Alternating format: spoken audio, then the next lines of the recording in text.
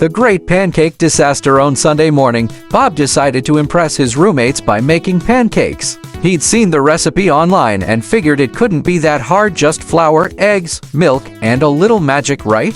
He pulled out the biggest mixing bowl he could find and poured in what seemed like a reasonable amount of flour. Then he added the eggs.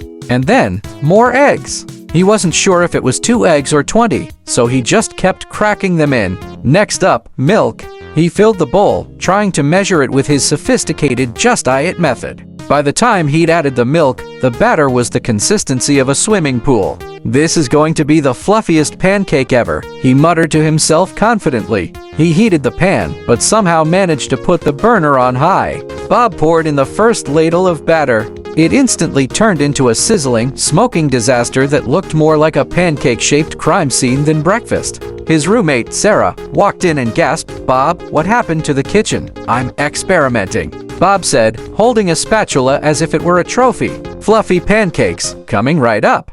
10 minutes later, the smoke alarm went off, and Bob was frantically waving a dish towel around. Meanwhile, his other roommate, Mark, stepped out of his room and glanced at the scene, eyebrows raised. "You sure you followed the recipe?" "Of course. How hard can it be?" Bob said proudly, serving up a pancake that looked more like a tire than anything edible. Sarah took a cautious bite, chewed for a moment, and then her face turned a shade of confused horror. "Bob, this is like if a pancake and a brick had a baby." But Bob was undeterred. "Yeah, that's the extra firm version. You know, for those who like a workout with their breakfast." Mark, who had been silently observing, picked up the pancake and tapped it on the table. It made a thunk sound. "I think I'm going to pass on the workout pancakes and stick to cereal, thanks." Bob sat back, a proud grin on his face.